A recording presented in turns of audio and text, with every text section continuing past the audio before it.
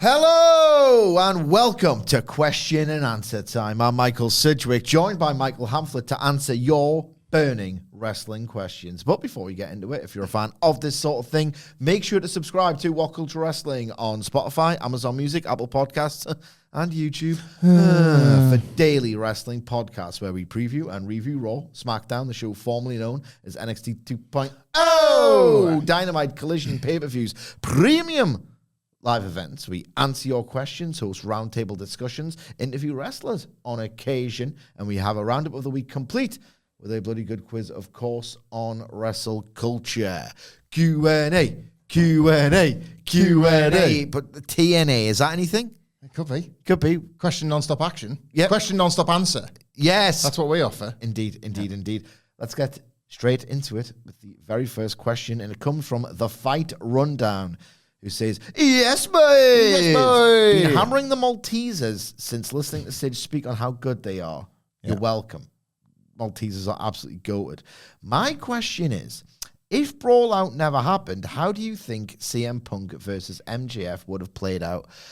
Here's my cynical, disappointed answer. Now, there's a lot to run through, but if you notice what goes on, at the end of All Out 2022, MJF comes out, reveals himself to be the devil, sympathy for the devil. He has won the ladder match.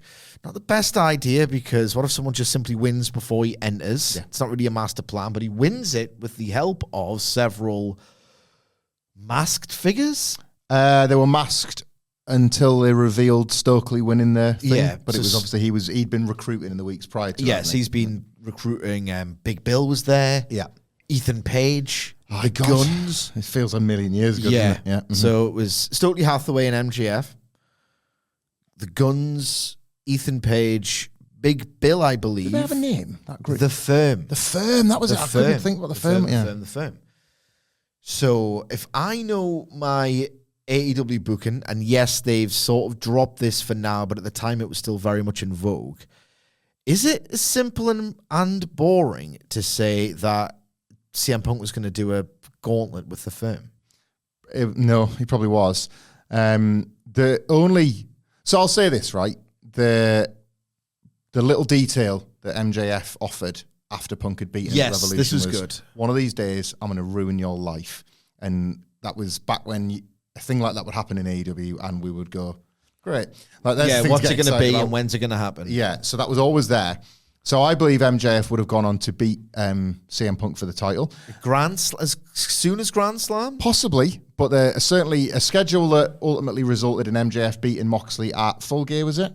Yes. At the latest would have been kept to. So we would have still seen that play out, but obviously it lost a lot of its luster because of it was supposed to be MJF and Punk, and the work MJF had done was in service of the Punk story, not the beats Moxley wearing his burgundy PJs match.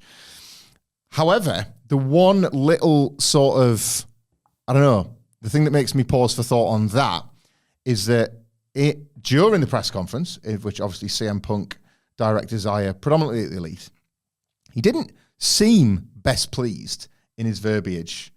I don't want to repeat all the words because we can't bleep swears that Wilborn here, but he wasn't best pleased, work or shoot, about working with MJF again. And there was Makes me work with pricks constantly. Yeah, he didn't look best pleased about that either. And I wonder if that might have extended to nearer the time. I don't really want to put you over, Max. We'll do it, but I'm not into this at the moment. Like, if it's impossible to imagine a functioning CM Punk Tony Khan relationship after that, like it was before. But if somehow still chanting his name on the first Collision. All right, yeah, but you know what I mean. Like, I know. There isn't that when we always talk about the timeline where he sticks around. It's impossible to visualize it, isn't it? But let's say he's been champion for a few weeks on television. He's still coming out on television. All I'm saying is, I know what I said in that press conference, but we good? Like, it just doesn't happen, does it? Yeah. The match with MJF would feel somewhat tainted by that rant. Would feel somewhat tainted by that that idea that maybe what Punk once felt back in March, or the entirety of the feud, where he did everything in his power for the two of them to create just one of these modern wrestling masterpieces, might not be there second time around. Yeah, my big thing about... He also was visibly annoyed that MJF got a bigger reaction than him at the very end of All Out. Yes. As well. Yeah. my other thing on all of it and Brawl Out, and I don't really want to go too much into it though, is I think one of the key reasons, I remember that Dynamite was like, oh, it's well booked. You've got the Tournament of Champions. It gives you an excuse to not give away matches, but they've all got a claim to be in this world title tournament, and it's all quite, it's all right. It's not bad. It's narratively, it's fine. And I think Jericho and Danielson had an unbelievable match compared to their All Out 2022 match, which was just really not that great. So there's some good wrestling there. I'd say AEW's always got that. The big takeaway is, or one of my big ones, is that one of the reasons why the recovery has taken so long is that AEW has never been able to tell a story in the fiction as captivating and endlessly fascinating and quite obviously believable as CM Punk versus the Elite. That story, which was very, very real and never made it to the ring ever, was so much more interesting than anything AEW could be in the fiction. I think you've hit upon something there. Even a continuation of CM Punk MJF, even if they'd hit the same narrative beats and how incredible it was and how the foreshadowing was just luxurious and the twists and just everything else, even the best narrative revisit of CM Punk versus MJF is not as good as CM Punk versus Kenny Omega or CM Punk and whoever versus the Young Bucks. Yeah. It's just like CM Punk and FTR versus Kenny and the Bucks. Yeah. Even a continuation of Punk MJF was just not going to be as just thrilling as this. Oh my God, there's been another Instagram story. And I know it sounds ridiculous, but we were there at the time. You were all there. It was just, Punk's camp is saying, what? That does not fly in the face of what's been said. Yep. Who's right, who's wrong, what's actually happened? I mean, this stuff I hated being captivated by it quite quickly, but I was nonetheless involuntarily just, I need to know. Sorry, It's how that bit of our brain works as wrestling fans once we get the curtain pulled back once. Whatever your own version of this was, whether it was the Montreal screw job, whether it was like the steroid trials, whatever it is, whenever Steve Austin's walkout in 2002, there's a bunch of different ones.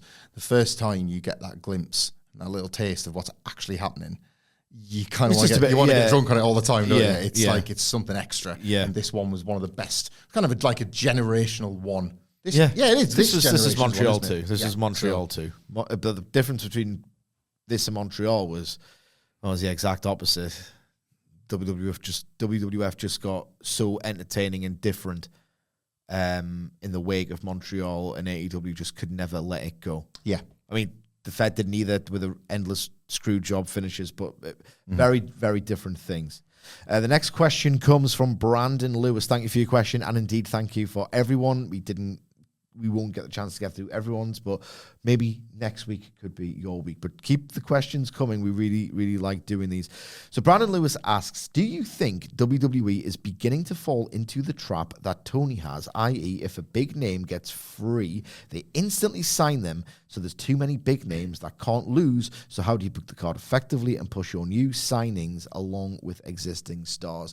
A very good question. There might be a bit of a paradigm shift happening here, because even if, the usual caveat of WWE is going to be making ridiculous money hand over fist is going to be in place. They will be invincible for some time yet, right? But this could end up happening. And even if Levesque doesn't sign a Miro, I mean, Malakai Black seems nailed on, right?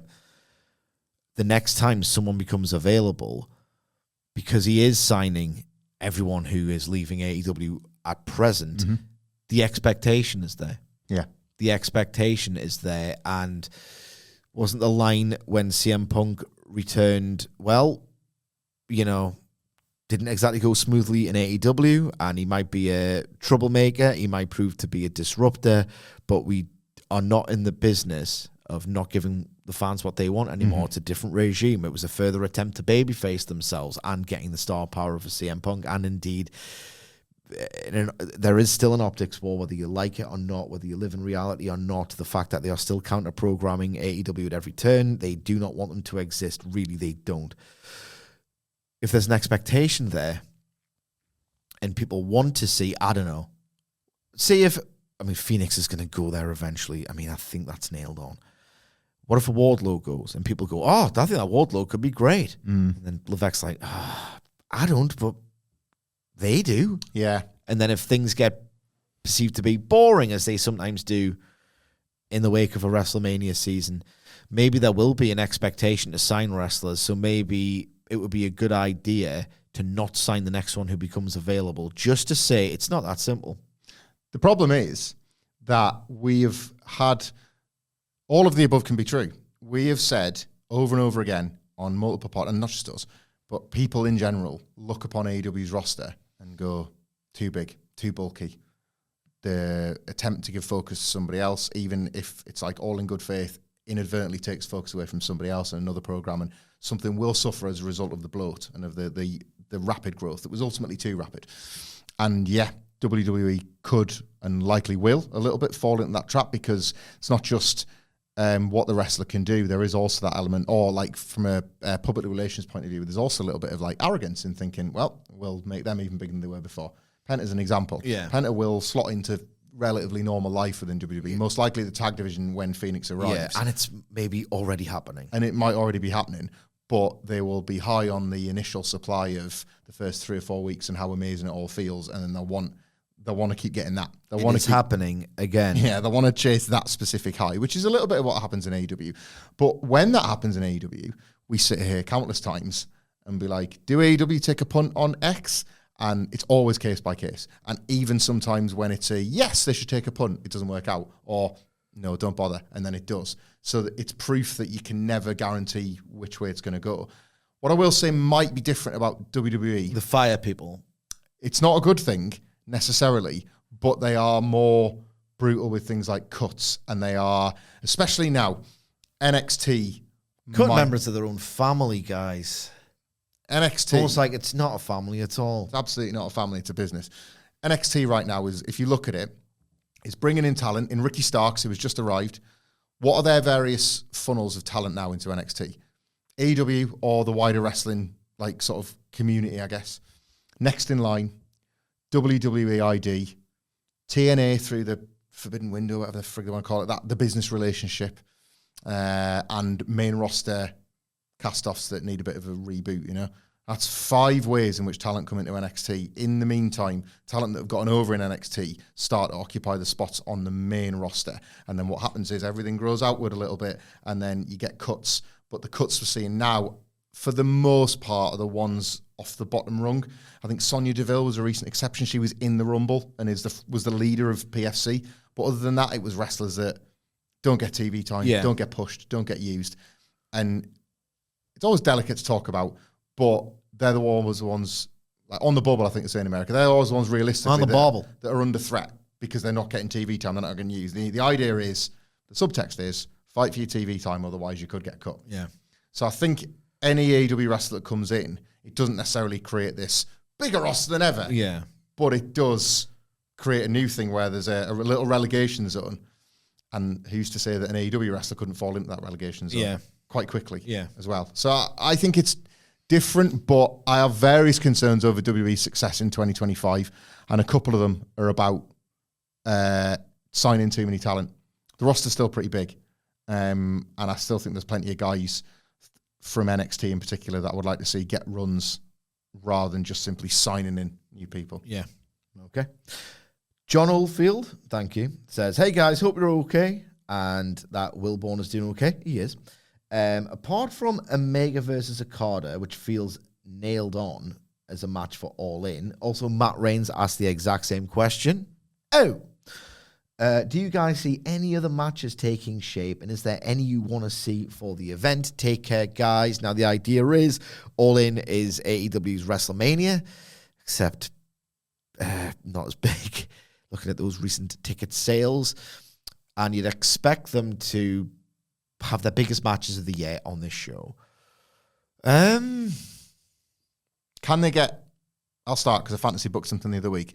Can they get Hangman Page, MJF to All In, with this being the return of Hangman Page, the babyface cowboy guy, and his music coming back? All In's in Dallas, the aesthetic is going to be all cowboy related. Is this the night to bring back the true Hangman Page presentation and all? Yeah. Feels like a good stage for it. That would be a good one. I mean, Jeff Jarrett's name has been conspicuous by its lack of mention recently, so they might even been doing that for Revolution. So Omega versus Okada. I dread the idea that they're delaying Jon Moxley versus Darby Allin for that show as well, with the idea being, right, Darby's going to one day defend the honor of AEW, which is no longer under threat, but whatever. When he's back from Everest. So that feels like a match that they want to do it All In for now. Plans, fingers crossed, could change because this Death Rider stuff, as we've covered extensively, is not it. Here's another one. At some point, Athena is going to have to leave Ring of Honor because she was always too big for it. She's outgrown it. It will feel like a new signing. It will. She's the one thing that people think is great about Ring of Honor and worth investing in, at least on these big shows. She's from Texas. All In is in Texas. If you do Athena versus Mercedes Moné, and what does the bump for the O-face look like? And how good could that match be in terms of Athena's forearms alone look amazing? Tell you what, you could do title for title there, couldn't you? The Ring of Honor Forever Champion against the belt collector. Yeah. For like Mercedes TBS. All the belts could make it look big without any build. Yeah. She's from Texas, and what you can do then is Mercedes Moné could then subsequently say, it was Texas. It was unfair. She was in front of all our hometown fans. And that could be a mechanism with which to have Mercedes Moné fail upwards and enter the world title hunt. So that could be a match. So Page MJF maybe. Okada, Omega. Is there a bigger problem here which I think, like, I don't know if this is the intent of John's question as such, but the layout of AEW's roster at the moment makes this question more difficult than it should be. Yes. Because how many, say December, how many WrestleMania cards could we have formed from all of these wrestlers? Yeah. You're not really in that headspace with AEW at the moment, are you? Moxley's got the title, so the title matches are not that appealing. Yeah. I was thinking of a Swerve Strickland before, and I was like, Swerve's having a singles match. But against who? Yeah. Who's really kicking around at the moment? I'm just itching. It's all the zonal patterns make it a little bit difficult to think. Has to wrestle, but who? And on that goes. Who's Ospreay not wrestled in AEW yet? If you think about it, he's gone through all of the ones I'd want to see him wrestle. Swerve, yes. Before the full-time run, Omega. He's already done a card at World's End. MJF. Ospreay versus Hangman could be a match like. Yeah. Ospreay versus Hangman, 'cause that's one of the first brand new. We haven't done it yet. Yes, there's Cope, Christian Cage, Mox. I don't know if I want to see any of those matches with Cope and Cage versus the Young Bucks. Oh, I would love that. It's not bad, I would love that a lot, yeah. But I think they need to do a lot of narrative shifting about to make All In as good as and grand as it could possibly be. But in terms of Ospreay, who's always the one you want to see wrestle a dream match in such a setting, who has he not worked yet that he could have this unbelievable first-time meeting with? Ospreay Hangman's one for me. Yeah. Just by process of elimination. But you'd think, you don't want to turn Ospreay, and Hangman's on the route to turning babyface, so... Aye. Tony Storm's likely to be the world champion again by then. Yeah. Storm and Mercedes, if not Athena's, huge. Yeah. That'd be, and you kind of want to watch it, and they've kept them apart seemingly on purpose. Yeah. As well. Absolutely. So it's tricky. It's like AEW's been pretty good in 2025, but I'd want to give Fletcher a proper statement win on that show as well. Fletcher, yeah. I like your take before about how the pay-per-views, one of the reasons they're long is because Tony Khan started like increasing the number of people he would give a guaranteed match to. You're one of my pay-per-view guys, so you get your match. But it's better that becomes competitive around All In time, isn't it? Because the stadium place should be one that you've fought for and deserved, not a kind of... Like the first Wembley, I'll never say that we were wrong about complaining about that card, but I can almost see why he thought, I want to get as many people on this card as possible. Tags and six-mans and whatever. We're kind of 2-3 years into that now. Make that the thing you got to earn. Yeah. You want the most over? Then you get on the card. You're not one of my guaranteed pay-per-view guys. Like Chris Jericho will be the exception to that rule. He will, of course, get on the card. But... that shouldn't be the way. Yeah. It should feel like All In is where it should feel most like a meritocracy. Yes. The company. Absolutely. Absolutely. Vio asks, now with Ricky being in NXT and Malakai rumored to be joining him in the Fed, This is a different wrinkle to something we covered on a really fun podcast yesterday entitled Fumble or No Fumble, starring Miro, Malakai Black, and Ricky Starks. This is something we didn't quite get across, I don't think, in that one, so I'll answer this question. What do you think the ceiling for both of them is? I think Ricky Starks, who can really go, entering, if not already in his wrestler's prime years, unbelievable as a promo. I think his ceiling is that fake Seth belt. And I take the piss out of that belt, but it's something they treat really seriously in WWE, that World Heavyweight title. I can see him definitely being that World Heavyweight champion. He's equipped with so many gifts. I've said before, I think that system and its stricter editorial control will help him and his often lack of composure. I can't see him as the ultimate guy. I don't know why. I just think I've seen so much evidence that he can sometimes botch a lot. I think it's because like Cody's reminded you what the ultimate guy is. We're in a quality era again. Yeah. You really see what it is to be the top guy. Cena broke the mold, and then when Cena left, it was like, well, nobody can be John Cena, so you might as well be anything. Yeah. You could pitch whoever you wanted, and you could sort of be like, yeah, fine, WWE's never coming back, so whatever. Cody is an actual, honest to God, in every single category. Yeah. People might not love Cody Rhodes, but you could argue him a 10 in every single category that it is to be the top guy. And that reminds you just how high that bar is. Yep, it's not a dig on these guys, is it? It's just there's not many of him. There's not many Codys, there's not many Romans. Yeah. Punk, to some, might even not be that. Like, we are talking the guy. Yeah. It's so hard, isn't it? And that's why the world title is so helpful in that respect. Because you can be somebody and you could main event at WrestleMania, for example. Yeah. But to be the number one, like, it's none of these three, is it? Not to be cruel. But it's none of them. It's none of them. Like, the Malakai's on A-lister, as he'll now be known. I don't think he's a World Heavyweight Champion. He's certainly not a Cody or a Roman in terms of your top face, top heel. If they give him thrashed Shinsuke Nakamura a United States title run, he could very easily win a mid-card title, but the character doesn't seem to care about anything like that.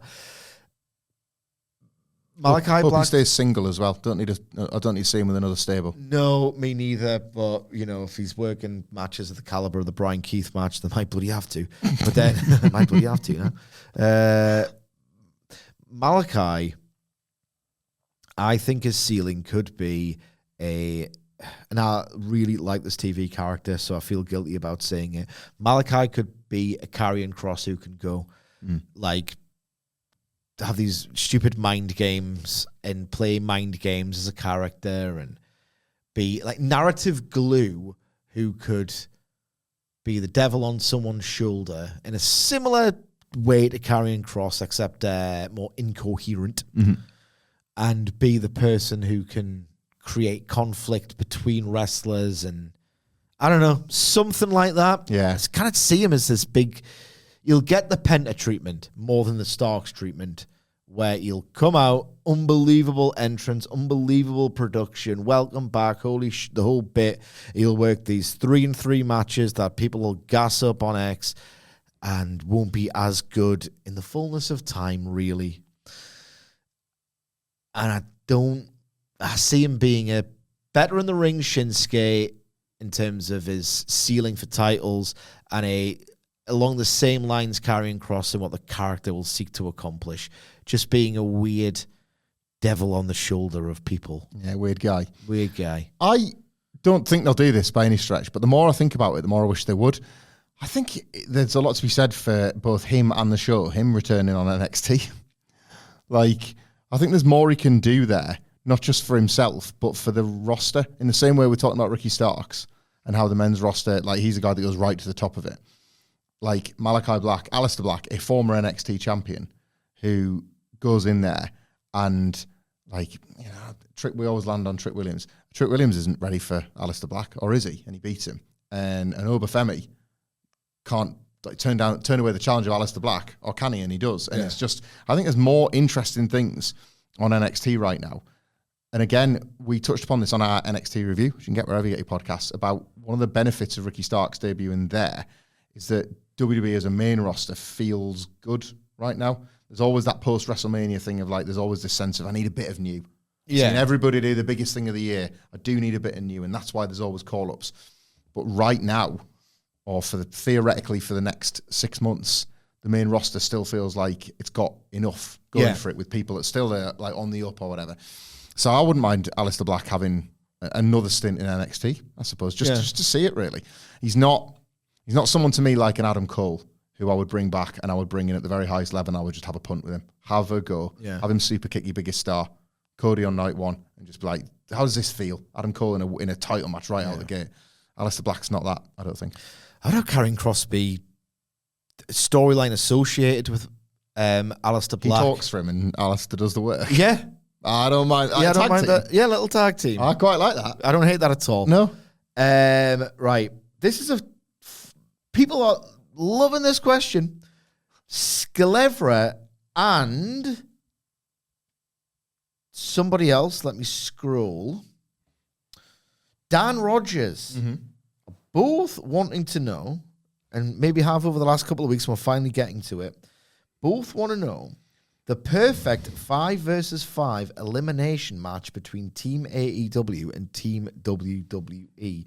Now, I'm not an amazing fantasy booker, and I tend to avoid this question purely because it's cruelly brilliant, the pictures you could dream from this, and it's never, ever going to happen. But let's go with it. Let's test ourselves. Okay. I did make notes somewhere. I did make notes. Right, okay. I've gone so Route 1. My favourite wrestlers. I wonder if we've picked the same. We haven't even compared notes here, but I've gone for my 5 favourite-ish wrestlers in each promotion. So I've gone for Kenny Omega, Will Ospreay, Swerve Strickland, Hangman Page, and MJF. Okay, a slight difference, but okay. Versus Cody Rhodes, Roman Reigns, CM Punk, Gunther, and this guy is not by any stretch my favourite wrestler, but I'm doing it for the interactions. Seth Rollins. I want to see Kenny versus CM Punk. Any excuse to see them interact. What does their wrestling look like? What does their build look like? Ospreay and Punk, because Ospreay athletically is so above CM Punk, and I know that's not the most important thing, but I think CM Punk was really impressed with Ospreay. He's mentioned him before when he was more active on socials, and X in particular. How does that... I've seen Ospreay wrestle guys who can't keep up with him, and he's brilliant, so he can do it, but that's such a difference in where they are at in their physicals. So I'd want to see that, just because would they have... I remember, right, Ospreay Danielson, I had that stupid thing that my anxiety does to me where it's like, is that a Styles Clash? Whose match does it look like? It's the best possible match that they could have. They're both geniuses, and it was a masterpiece. But what does Ospreay versus Punk like? You've got 2 incredibly different people and wrestlers, both very amazing at different things. What does their sequence look like? I want to see, can Seth Rollins level up to Omega in any way? I just want to see proof that no, he can't. Yeah. So I just want to be a little bit nasty.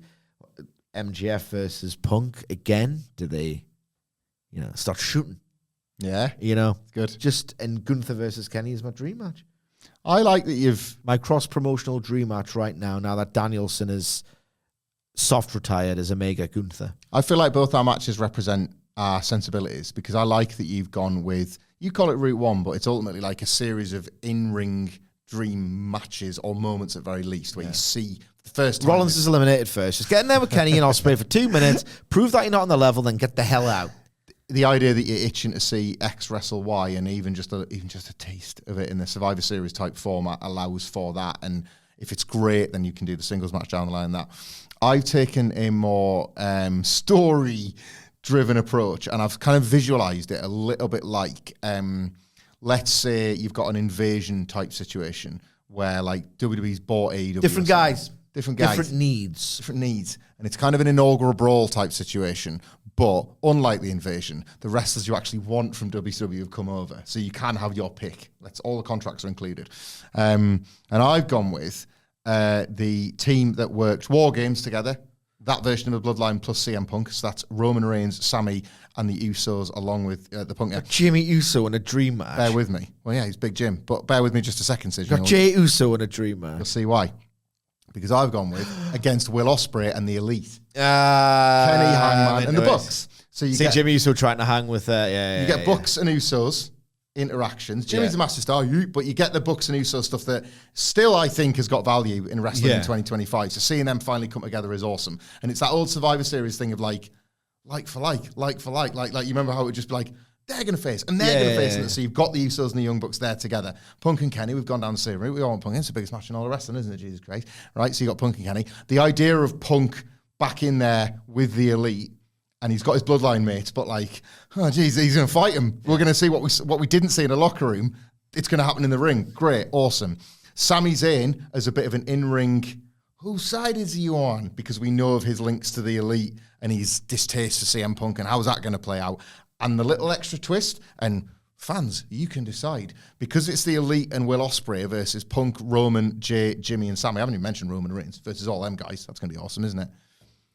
Whose side is Cody on? Oh. And that's what you leave as the hook. Is he going to pick his Elite guys, or is he so WWE at this point, the belt over his shoulder, and that becomes part of the story? Yeah. I like it. So I like it. You end up down to Kenny and Punk as a final two, and then it's Cody's decision is what settles it. I've got one for the women as well. Okay. Again, similar principles, match quality. Mercedes Moné, Willow Nightingale, Toni Storm, Jamie Hayter. I love her, but not as much as I did. Mm-hmm. I think she still needs to lock in. Yeah. And Chris Statlander versus Rhea Ripley, Charlotte Flair, Becky Lynch, Bayley, and Io Sky. Liv Morgan closely considered in place of Bayley, who I don't think has got it no more. Mm-hmm. But Bayley and Mercedes interacting on separate sides, that would be great. My sentiment is overriding the pick of Liv Morgan, who I closely considered because she's really getting good at eating crap and bumping and just getting in the rough and tumble of it, taking a beating in that ring. And I think she's really good she's getting really good at just that sort of high octane. Like she takes a drop kick from Io Sky brilliantly, for example. And the good thing about AEW's women's roster, the awesome thing rather about AEW's women's roster, is they've got some heavy hitters who are snug as out, like Statlander versus Liv Morgan. I think that could be a hell of a little pairing. Yeah, I got no notes on that one because there's too many.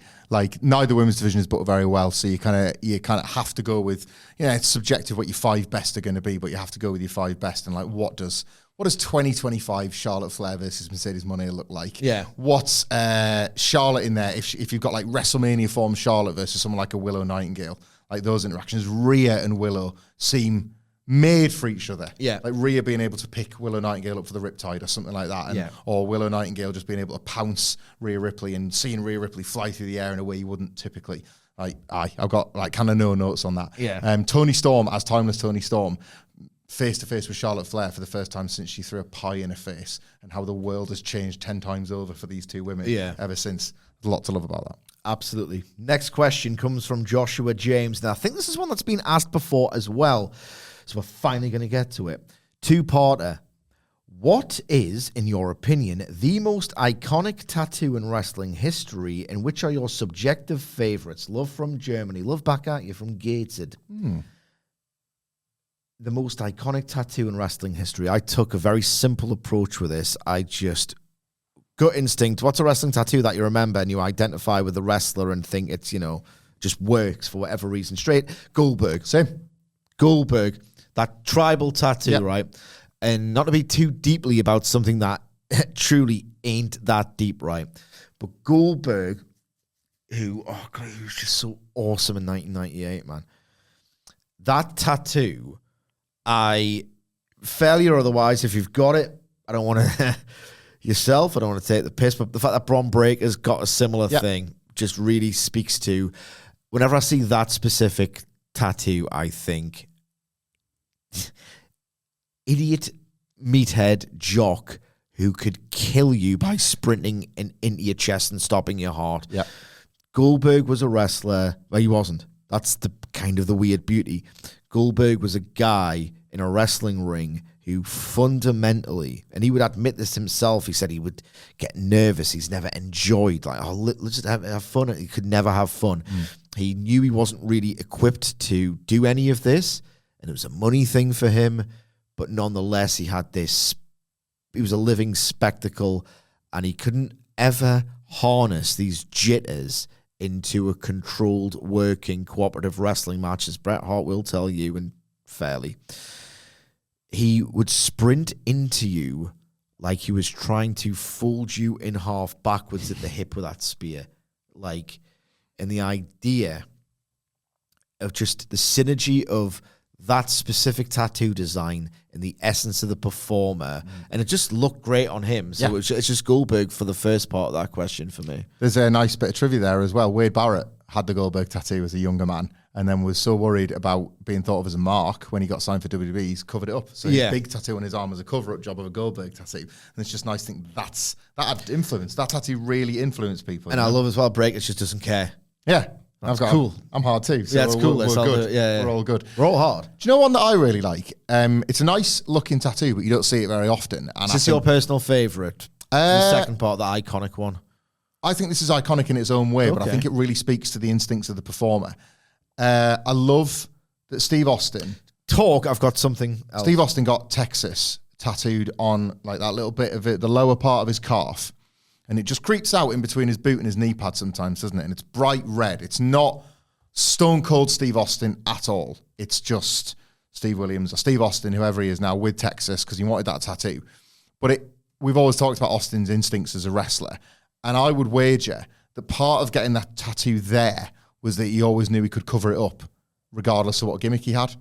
And he knew that like it might not fit having, like a rose red Texas tattoo on his leg. If he'd have got that on his arm, like Shawn Michaels had the dagger going through the heart, it might have been a bit too bright, or it might have like undermined who he was.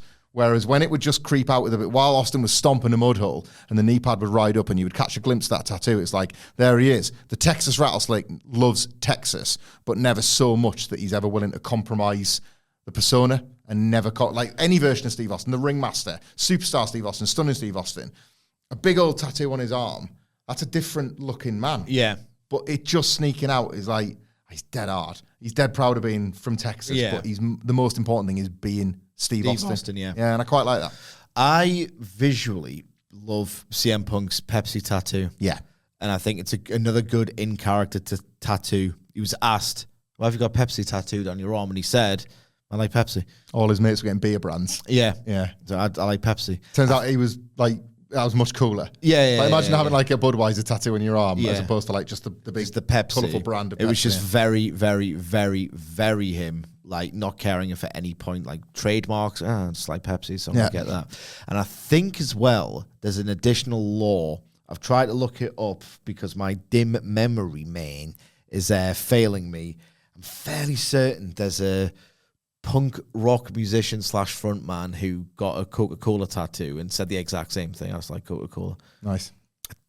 If I remember to research this later, I'll revisit this on another podcast. So my personal favorite, probably I'd love just the look of that CM Punk Pepsi tattoo. I think it looks fantastic. I really love, and now would kind of be a little bit, I don't know, I'd be a bit sort of, where's your cool stuff? I think from The Rock first getting it, once I got used to it, through to Roman and now the Usos, the tribal ones look incredible. Their bodies are different. Yeah. Because so much of it is inked. And so, like, obviously there is so much meaning to them. To, like, all of the tribal tattoo means as much or as little as they want it to. But the sheer way that their body looks as a result, if you look, you forget it's there. Yeah. But like Roman Reigns, half his body. Yeah. Jey Uso, Jimmy, it's all there. It's quite incredible. The designs look unbelievable as well. And like The Rock, when I first saw it took a bit of getting used to. But now, again, it would be weird without it. A little, while we're on favourites, worst, I kind of hated that The Rock covered up the Brahma Bull with his flesh-revealing metal arm. Yeah. As if to, like, modernise it or something. It feels very modern Dwayne. Yeah. As opposed to kind of earnest, just likes being The Rock Dwayne. Yeah. There's a kind of a robot on here, you know. That's what happens when you're 3 a.m., get up in the morning, hustle culture. Do you know what else I don't like? I don't like Chris Jericho's tattoos. I was thinking about him as well. They've only ever gotten worse as well. The more he Only tries ever- to fill around them, the worse it gets. Yeah, they're not good, and I don't think they've ever suited any incarnation of his character, No. like ever. Yeah, because he went from smaller... He's sleeves at this point, isn't he, basically? Yeah. Mm-hmm. So I've never really liked is there any tattoos that just instantly spring to mind? I always laugh at the big cover-up job that Lance Archer's got of whatever it is, like sort of blood and skull and bones, because he used to have like a tribal thing right across his back, and he must have taken so much grief for it. Yeah. He's like, right, fine, just put some skeletons or something over it. I found me having to do my whole body just to like get away from it. I think Malakai Black looks great. Buff had the rope around the bicep. Yeah. And at his peak, you're like, Yeah. There's another one I was going to mention there as well, but it's escaped me. That I didn't like or that I liked. It's annoying that's just on something at the top of your head. Maybe I'll return to it, but we'll go to a few more questions. You're the WWE, and you agree to give a superstar a licensed song as a theme. Which superstar and which song? That's from Ryan Leaf. What have you got on that one? I need to think about that one. I thought something would come to my head, and it hasn't. I don't know. I'm not the low guy on licensed themes, but I don't think it's the magic wand thing, truthfully. I never have done. Like, most of my favourite themes aren't licensed ones. They're Jim Johnson ripping off licensed ones. They're Jimmy Hart ripping off licensed ones and just tweaking them. Like, I like them, obviously, when you get a cool moment. Bad Bunny is a recent one. The Sandman is an all-timer one.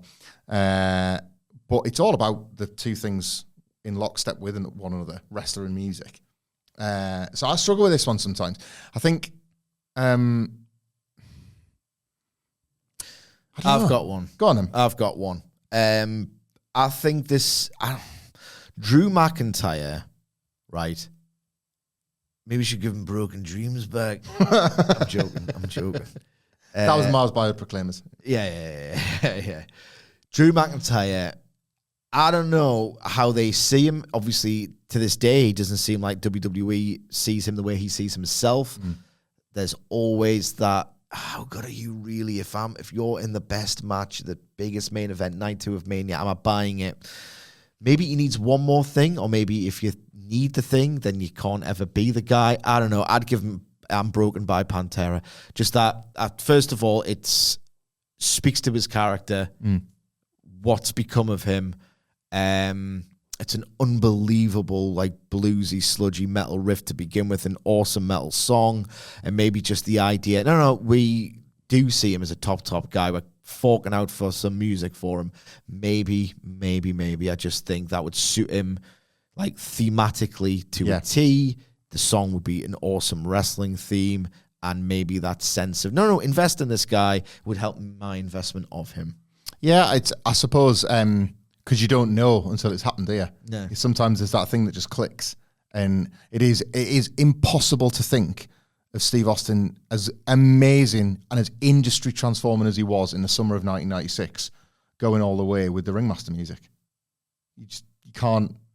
Like, every other thing happens in Steve Austin's career, but he does it with that foreboding Ringmaster, that slow heel music. Yeah. You can't visualize it, can you? You can't see it playing out like that. No. So, yeah. But, yeah, licensed themes for me... Yeah, sometimes it works, but I'm not as high on it as the magic solution to a problem.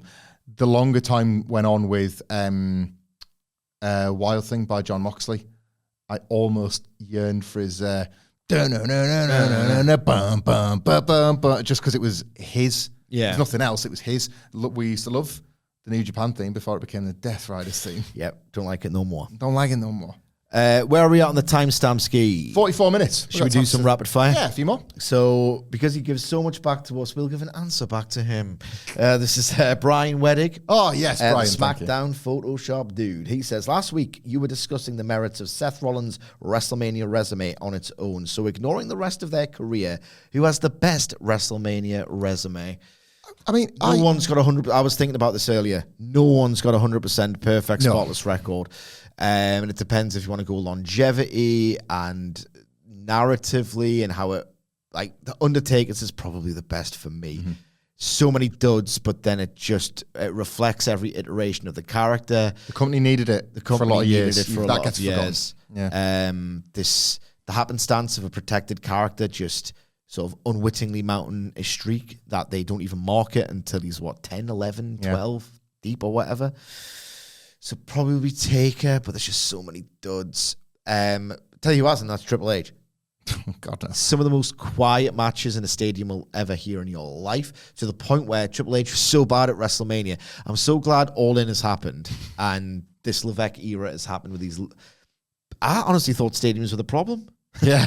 Turns out WWE's just really the air just echoes out of those stadiums. I think WWE. It's a bit like if I worked in Japan, they'd be so quiet because they'd be respecting my work. Yeah. I think WWE, when it entered its stadium era, was long past any creative peak and was at an absolute most generous minimum ever, wildly uneven. Yeah. And then Levesque's WrestleManias happen. I hate to give him praise, but Vince McMahon's weirdly good night ones happen right until the end, and then All In happens in Wembley, and they're loud shows, even if they're not the very best. It's like when the Orton 25 main event was quiet. He couldn't have said, just leave the sound in the stadium like an hour after Shawn and Undertaker. Yeah. He couldn't have done it, could he? He couldn't have said it. Absolutely not. Yeah. Absolutely not.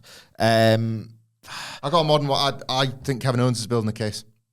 Sami Zayn as well, but I think Kevin Owens is building a massive case. So Kevin Owens has got Austin in the main event. Usos in the main event. I'm sorry, I don't want to tempt fate. Nailed on to have an excellent thing with Sami Zayn this year. A pretty bloody good one with no storyline of great note with Sami at WrestleMania 37. Yeah. A killer run in the 32 ladder stunt and bump thing where he was going to make it his, and him and Sami pretty much steal the show from underneath Zack Ryder. Yes, the Jericho thing. That's a dudski. What does he do at 34?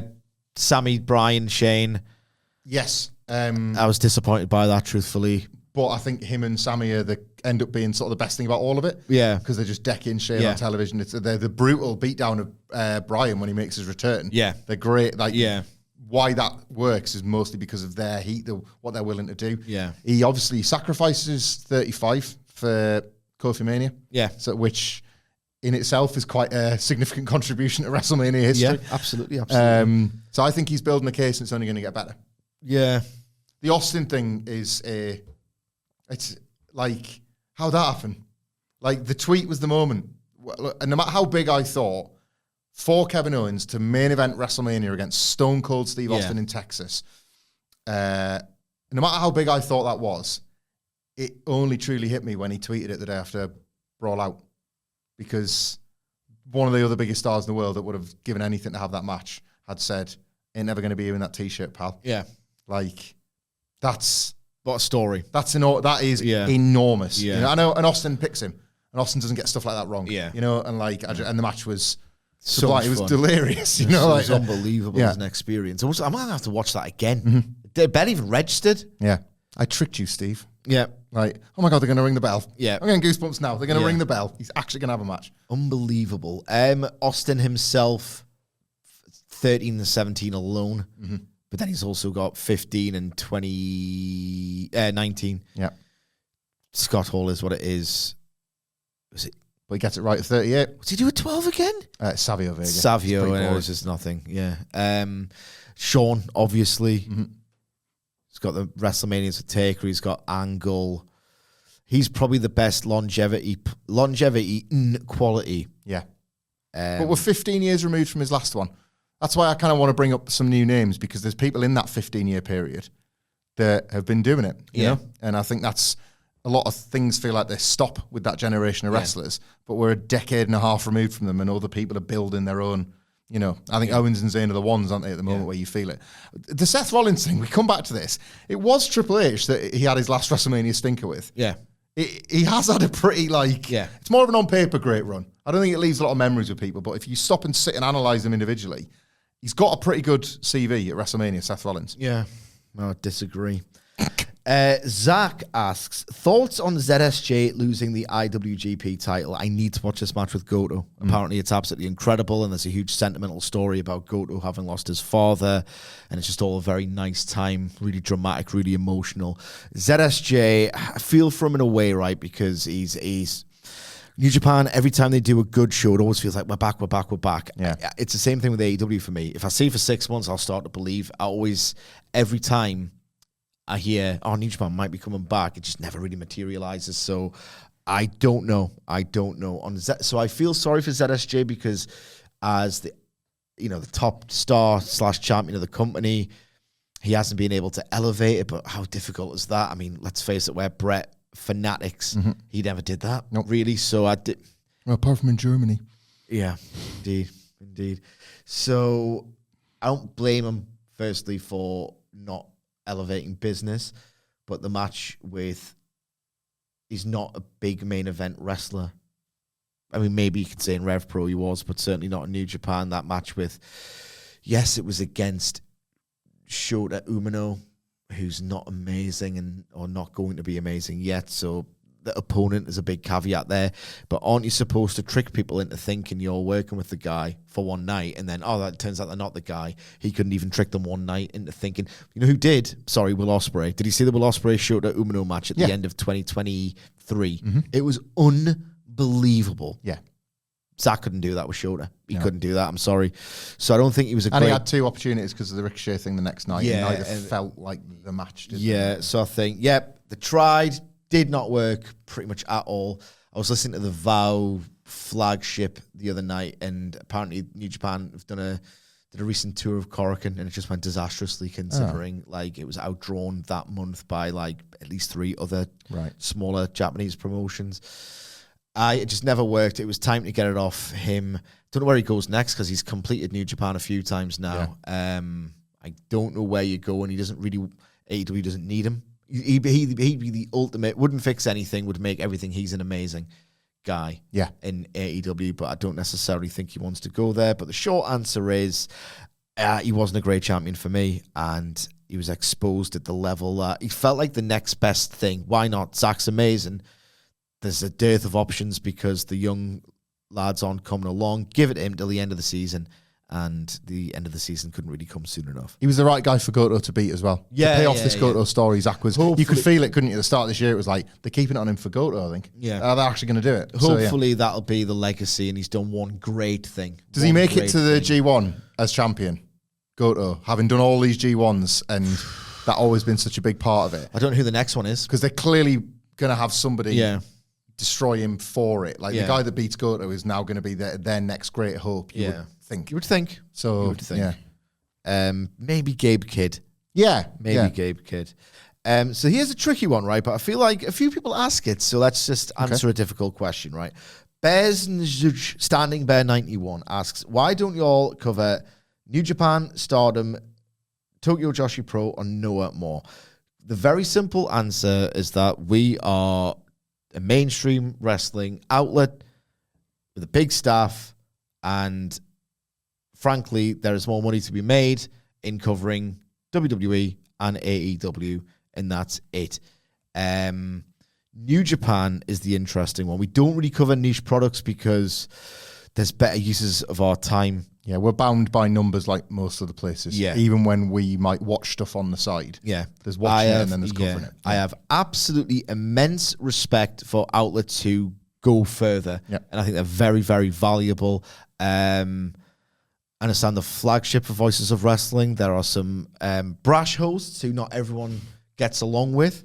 But if you want real coverage of niche interests who are doing it for the love of the game. Not that we don't, but we've got families and this is our job, primary job as well. Yeah, there's space for everybody, isn't there? I'm a post-wrestling guy. Shout out to our British friends at Grapple. They'll do coverage on Spotlight and there are places that there are places. And it's great because, again, what we might be watching that we can't cover here is still getting covered. Yeah. Otherwise, nobody would know about anything. Yeah, absolutely. Yeah. So shout outs to a lot of podcasters out there who do it. It's just not within our remit as employees of a company, realistically. So that is the short answer. New Japan, I feel like there would be scope to do more New Japan coverage, and we have in the past sporadically. The image rights. We can't use their images and videos because they don't want the publicity for whatever reason. I think it's stupid. But genuinely, our channels could die if we get enough strikes for trying to promote their content. You think seeing people's Twitter accounts die is one thing, but entire businesses that are based on YouTube channels getting a strike would be. We've seen it. Was it Showbuckle?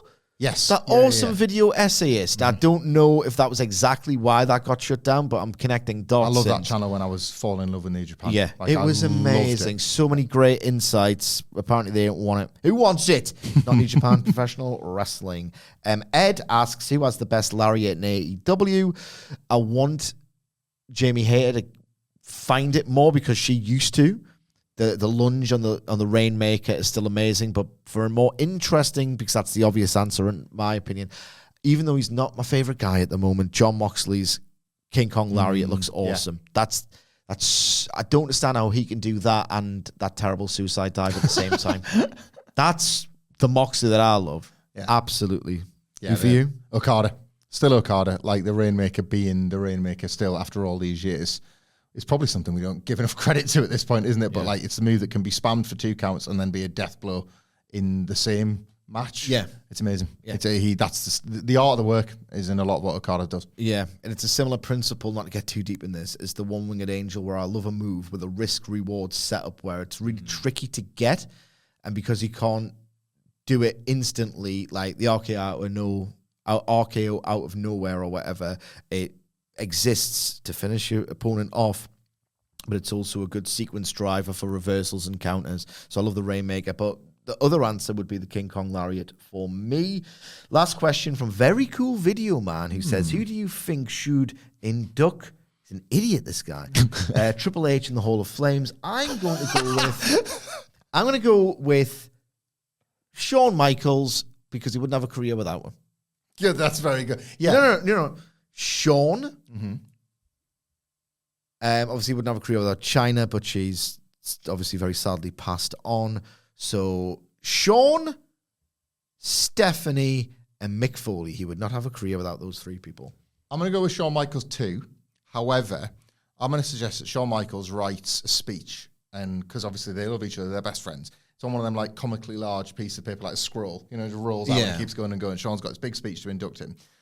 A scroll so big, it needs putting in a bag, and Triple H carries that bag to the Hall of Fame for sure. Yes. Because that's where he's always belonged. Thank you very much for that answer. I think it's very, very fair. Everybody wins, especially Triple H. Indeed. Well, we do these Q&A pods because we have an absolutely great community of fans here on the WhatCulture Wrestling podcast, and we often get questions from them throughout the week and all the rest of it. We don't have time to go through everyone's, so we thought, try and do it here. But, you might catch us at a free time. If you've got any more questions, you can do so on X at WhatCulture WWE, where you can follow us all on X. You can follow Michael Hamflett at. I've completely screwed up the outro already. God damn it. Follow Hamflett on X at Michael Hamflett. You can follow me on X at MSituate. You can follow us all on X at WhatCulture WWE. If you've missed it, Fumble or No Fumble, starring the recent AEW exit guys, is available now. We've also reviewed NXT. A good bit has emerged from it. Not that we do bits. We don't do bits on those podcasts. We should be back tomorrow with the Dynamite review. Thank you very much for joining us. Do not forget to subscribe to WhatCulture Wrestling for daily wrestling podcasts. Again, thank you very much for joining us, and we will see you soon.